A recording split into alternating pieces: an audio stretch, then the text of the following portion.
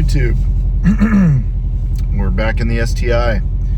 Well, if you guys been following, we just got back from the trip. STI did great. So what's next for the STI? Well, got a new shift knob on there, as you guys can't talk, as you guys could see in the beginning of the video. But now we're going to start focusing on some other things that didn't get, tidied up before we left. So we're going to focus on the elephant in the room, the knock. So if you guys watched the dyno video, you can see that we had either false knock, real knock, couldn't quite figure out what it was. Car only made like 275 wheel horsepower because we couldn't push it to where it needed to be because it wouldn't take timing without pulling timing. So I'm going to start working on trying to figure that out. So I'm going to show you guys how to figure out if it's false knock, how to fix it, and how to deal with it. So that's the next order of business. So let's figure it out. One other issue we got to look at with the STI. I noticed this on the road trip that we just did on the rally. But when we were cruising, the coolant temperature over on the access port was a little bit higher than it should be for the conditions. So this is an example. Right now the radiator fan, you can see radiator fan 1 switch is on. That's been on since I left the house this morning, which is not normal, especially for this temperature outside.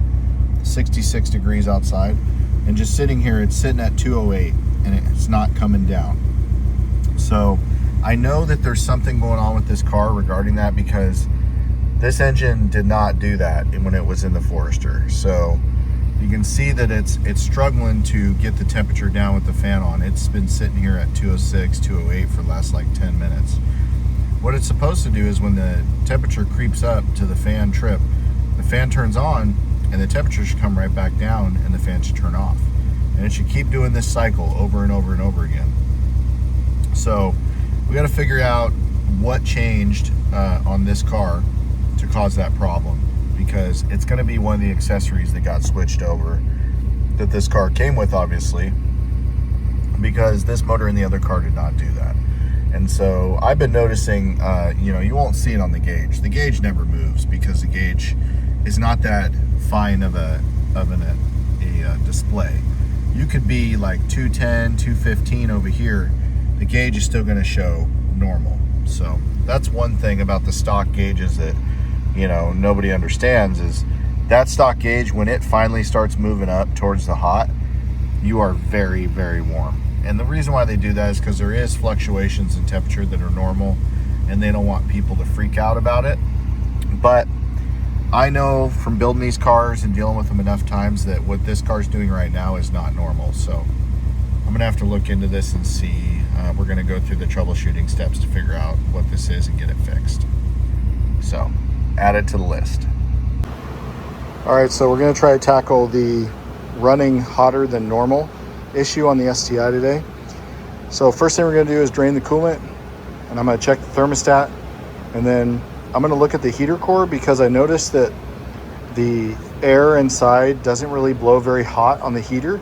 And on these cars, if the heater core is partially clogged or there's something going on with the heater core, it won't supply the thermostat with hot water and keep the thermostat open. So that's another problem that it can have. So we're just gonna go over the cooling system today and see if we can see anything. We're gonna do some testing and try to figure out what's going on. We're gonna drain all the coolant out. We're gonna save it in a nice clean container so we can reuse it, because it's very new. Just put it in here and we did the car. So we're gonna get that drained out, and then we'll start looking at the thermostat, see what it looks like, and work our way to the heater core. All right, I pulled the thermostat housing off, and I think I found the problem. You're not gonna believe this. Wait till you guys see this. Makes sense. So if we look in there, look at that. There's a rag in the thermostat.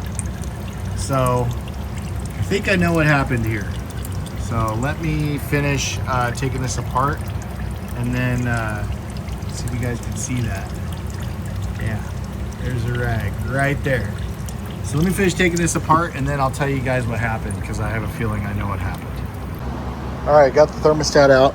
You can see this was the rag that was stuffed in there. You can still see some of it still stuck in there. but that's the culprit right there. So when I bought this car, everything was in pieces, and the radiator was separate, and it was not in the car, came with it in the back seat, and obviously there was a rag stuffed in the radiator that I just did not catch. I didn't see it. Late nights rushing, trying to get the car together, I should have looked inside the radiator and really looked in there to see if there was anything in there, because obviously there was a rag, and this is not the kind of rag that I ever have used, so it's not one of mine. That's how I know it wasn't me. My rags are red, and they're a lot different than this, but that's what it is. So there was a leftover rag from when the car was taken apart by who knows who years ago in the radiator, and I just didn't catch it. So, well, it's pretty dumb, but it's an easy fix at least. So just hopefully there's no other pieces of this in the cooling system anywhere, because that would be kind of shitty. But I'm going to pull the upper radiator hose, and I'm going to look inside the radiator with the camera and see if I can find anything else to make sure there's nothing else in there as well. But should be able to clean this out, put thermostat back in, and I think it's going to run a lot better. All right, best way to use is we're going to use a borescope here to go inside the radiator and make sure there's nothing else in there, no other surprises. Let's go in here and see if we can see anything.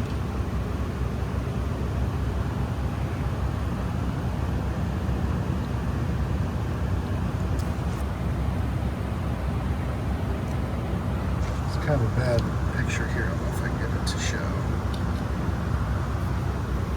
Should probably pull the upper radiator hose. It'll be a little easier.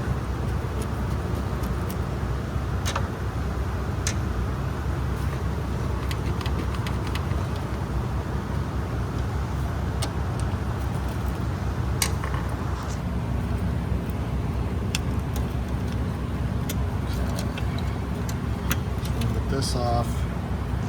I'm going to stick the camera down in there. What we can see.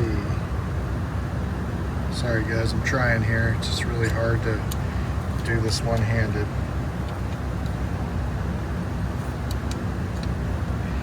It's very shiny inside, so of course it's gonna be hard, but I don't see anything.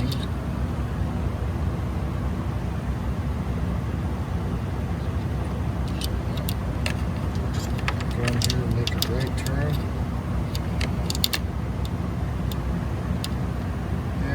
Looking like it's pretty clear. I know you guys can't see it, but it's looking like it's pretty clear, so hopefully got lucky and that was all that was in there. So let's put it back together, fill it up with coolant, and see what we get. Alright, got her fired back up. Now we're just going to bleed the cooling system. Hopefully it's fixed.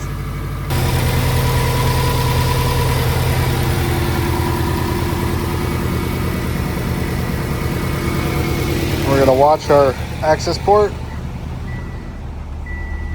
And what we want to see is you want to get that coolant temperature stable. So it's going to go up to like 200, and we want to make sure there's no air, and then the fans come on, it goes down, and then the fans go off and it comes back up, and that means we're bled. So also, when the fans come on, they should be blowing hot air. If you put your hand here in front of the fan and it's blowing cool air or lukewarm and it's not hot, that means you got an air pocket and you need to shut it off, let it sit, start it back up, and try again. So that's important. The fan should come on at the set target, and then the temperature should drop and the fan should turn back off. It should do this cycle over and over and over again on its own. If it's cycling like that normally, you're good. But if those fans are blowing cold air, that means you got an air pocket. It's going to boil over if you keep running it. Fans aren't going to shut off. So little tip for you guys when you're bleeding your cooling system. This funnel makes things way easier. It's critical because see all the air that's coming out? We're letting it run. It's burping and it's getting all the air out of the system automatically. This is really critical in bleeding these cars properly. So get yourself a funnel, do it this way, and you guys should have no problems. All right, what we want to see, we're going to hold the RPM up. We want to see that temperature go up, and then we want to see the radiator fan. See it says red fan 1 switch. We want to see that come on, and then we want to see a temperature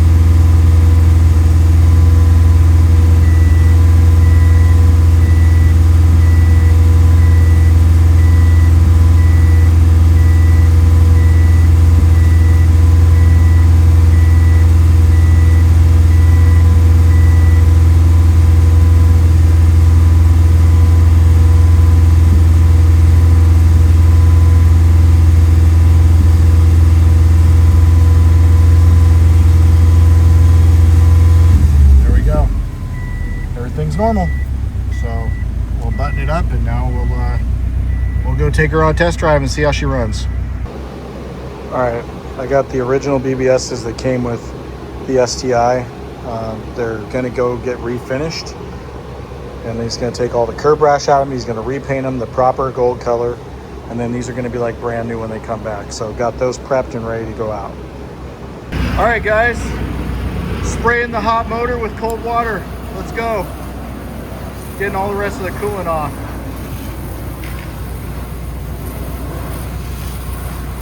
Roast me in the comments. I dare ya.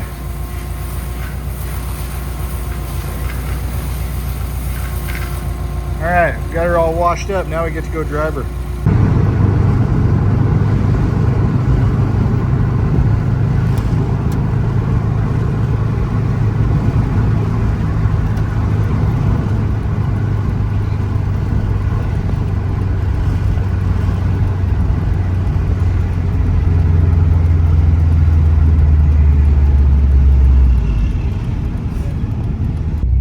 So I just want to add something here at the end of the video.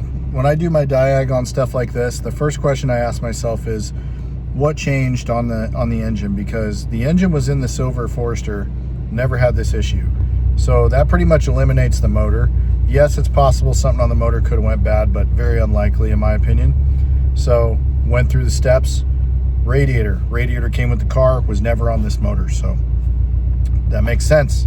Something in the radiator clogged up thermostat. So whenever you're diagging stuff, try to slow down and ask yourself, what has changed when the problem started? I find that works well for me. So until next time, we'll see you later.